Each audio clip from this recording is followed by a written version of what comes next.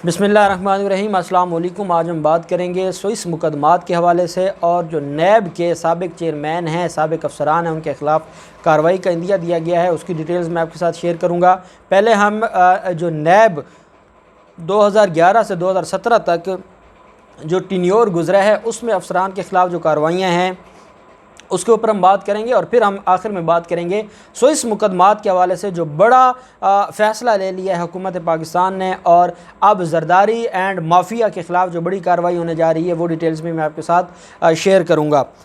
2011 से 2017 तक एक दिन पहले ये एक इजलास हुआ है वफाकी कबीना का, और वज़ीर आज़म इमरान खान ने ये फ़ैसला किया है कि जो 2011 से 2017 तक आप जानते हैं कि जो ब्रॉडशीट इंक्वायरी कमीशन था उसने अपनी रिपोर्ट में ये बात वाज़ेह की थी कि 2011 से 2017 तक का जो टिन्योर है उसमें जिस तरीके से बदमाशी होती रही, उसमें जिस तरीके से नवाजा गया, उसमें जिस तरीके से अपने लोगों पर मेहरबानियाँ होती रहीं, उसमें जिस तरीके से अपने लोगों को ये नवाजते रहे, नवाज शरीफ एंड कंपनी हो, वो शहबाज शरीफ एंड कंपनी हो, वो आसिफ जरदारी हो, उन लोगों को उन्होंने हाथ तक नहीं लगाया, उनके ख़िलाफ़ केसेस को दबाए रखा, बड़े माफिया के ख़िलाफ़ केसेस को दबाए रखा। और 2011 से 2017 तक जो नैब का किरदार है उसको अज़मत सईद शेख ने अपनी इंक्वायरी रिपोर्ट में लिखा है कि वो जो है वो बदतरीन और तारीख तरीन दौर है नैब का, जिसमें नैब ने सिर्फ़ और सिर्फ करप्ट माफिया को बचाया है, किसी करप्ट माफिया के ख़िलाफ़ कार्रवाई नहीं की। मैं समझता हूँ कि ये जो अल्फाज हैं एक साबिक सुप्रीम कोर्ट ऑफ पाकिस्तान के जस्टिस के, ये उन लोगों के मुंह पर तमाचा है जो आज की नैब के ऊपर तो बड़े इल्ज़ाम लगाते हैं। जिस नैब ने अरबों रुपए की रिकवरी की है, पाकिस्तान की तारीख़ में नैब ने इतनी बड़ी रिकवरी एक साल में कभी नहीं की जो पाकिस्तान तहरीक इंसाफ के दौर में की है। और जो मौजूदा चेयरमैन है जवेद इकबाल, आपको इख्तलाफ हो सकते हैं, हमें भी इख्तलाफ है, लेकिन ये हकीकत है कि अब की जो नैब है कुछ ना कुछ तो कर रही है। आज कोई ना कोई तो ये सुनता है कि अगर कोई करप्शन करेगा तो नैब उसके खिलाफ कार्रवाई करेगा। आज जो सरकारी दफातर हैं वहाँ पर एक बात ज़रूर गूंजती है कि अगर ये काम किया और ये काम गलत हो गया तो नैब इंक्वायरी शुरू कर देगा। पहले तो ऐसा नहीं होता था, पहले तो नैब को इनकी लौंडी समझा जाता था। जो हुक्मरान थे, चाहे वो जरदारी का दौर था, चाहे वो नवाज शरीफ का दौर था, नैब इनको फैसिलिटेट करती थी। ब्रॉडशीट इंक्वायरी कमीशन में यह लिखा गया है कि स्विस हुकाम के हवाले से और स्विस मुकदमात के हवाले से जो दस्तावेज़ात थी वो पड़ी हैं महफूज नैब के दफ्तर में। इसके अलावा तो बाकी दफातर से तो उन्होंने उठवा ली थी, लेकिन इनको शायद इल्म में नहीं था या इनसे कोई गलती हो गई कि जो नैब के दफ्तर में जो रिकॉर्ड पड़ा था उसको ये न छेड़ सके, उस पर ये कोई बड़ा जो फ़ैसला ना ले सके, और वो आज इनके गले पड़ गया। आप खुद अंदाज़ा लगा सकते हैं। ब्रॉड शीट इंक्वायरी कमीशन में ये भी कहा गया है कि ये इतने ज़ालिम लोग थे, इन्होंने जो रिकॉर्ड है वो किसी दफ्तर में ना, अटारनी जनरल के दफ्तर में वो रिकॉर्ड इन्होंने छोड़ा, ना वज़ीर कानून के दफ्तर में वो रिकॉर्ड रहा, ना ही जो लंदन का पाकिस्तान का जो ऑफिस है, जो हाई कमीशन है, वहाँ पर इन्होंने रिकॉर्ड रहने दिया। इन्होंने सारे का सारा धो दिया, साफ़ कर दिया। और यही बात अब आई है कि जो 2011 से 2017 तक दो चेयरमैन थे उनके ख़िलाफ़ कार्रवाई शुरू कर दी गई है। वाजिद ज़िया को बड़ा टास्क दे दिया हुकूमत पाकिस्तान ने। वाजिद ज़िया FIA से ये कहा गया है, वाजिद ज़िया वो है जो उस इंक्वायरी कमेटी का और इन्वेस्टिगेशन और उस JIT का सरबराह था जिसने नवाज शरीफ के ख़िलाफ़ पनामा पेपर्स JIT में इन्वेस्टिगेशन की थी। वो वाजिद ज़िया FIA का DG है। उस पर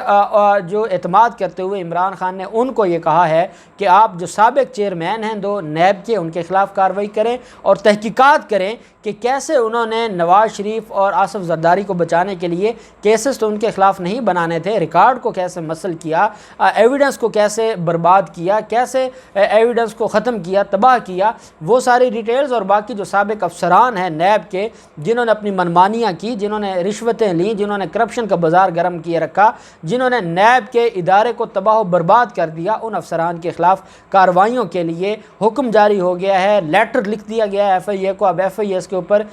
जो है वो इंक्वायरी करेगी और FIA हुकूमत को बताएगी कि कैसे नैब के साबका अदवार जो इनको अच्छे लगते थे, जिसकी वजह से ये ना नैब के कवानीन में तरमीम करना चाहते थे, ना ये नैब को काला कानून कहते थे, ना ये नैब के चेयरमैन को गालियाँ देते थे, ना ये पॉलिटिकल इंजीनियरिंग का इल्ज़ाम लगाते थे। इनको वो नैब चाहिए थी जो 2011 से 2017 तक थी। इनको वो चेयरमैन चाहिए जो 2011 سے 2017 تک تھے، اور اب موجودہ نیب ان کو نہیں چاہیے اور یہ اس کو ختم کروانا چاہتے ہیں۔ لیکن اب وزیر اعظم عمران خان نے یہ فیصلہ کیا ہے کہ ان لوگوں کے خلاف اور ان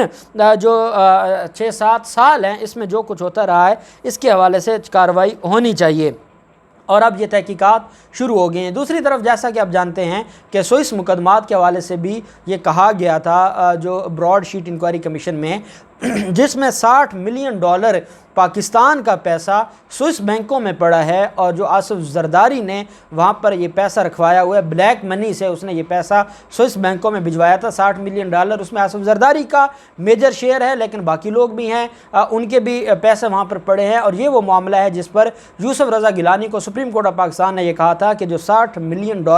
پاکستان کا پڑا ہے آپ وہ واپس منگوائیں اور سوئس حکام کو خط لکھیں، اور یوسف رضا گیلانی نے خط نہیں لکھا تھا، اور یوسف رضا گیلانی نے کہا تھا ریاست کے ساتھ غداری ہوتی ہے ہو جائے، عوام کے ساتھ غداری ہوتی ہے ہو جائے، میں آصف زرداری کے ساتھ غداری نہیں کروں گا، جس کی بنیاد پر پھر توہین عدالت کی کارروائی ہوئی اور ان کو گھر جانا پڑا اور وزیر اعظم کو عہدہ ان سے لیا گیا تھا۔ یہ وہ سوئس مقدمات ہیں جو اب دوبارہ کھلنے جا رہے ہیں، جس کی پریشانی آصف زرداری اینڈ کمپنی کو ضرور ہے، بلاول ہاؤس میں پریشانی ضرور ہے کہ سوئس مقدمات کھلیں گے تو $60 ملین جو پاکستان کا ہے، جو غریب عوام کا ہے، وہ پاکستان میں آئے گا اور پاکستان کی ترقی میں وہ اپنا کردار ادا کرے گا۔ آج وزیر داخلہ شیخ رشید نے اس بات کا اعلان کیا ہے کہ جو براڈ شیٹ انکوائری کمیشن میں کہا گیا تھا کہ سوئس حکام کا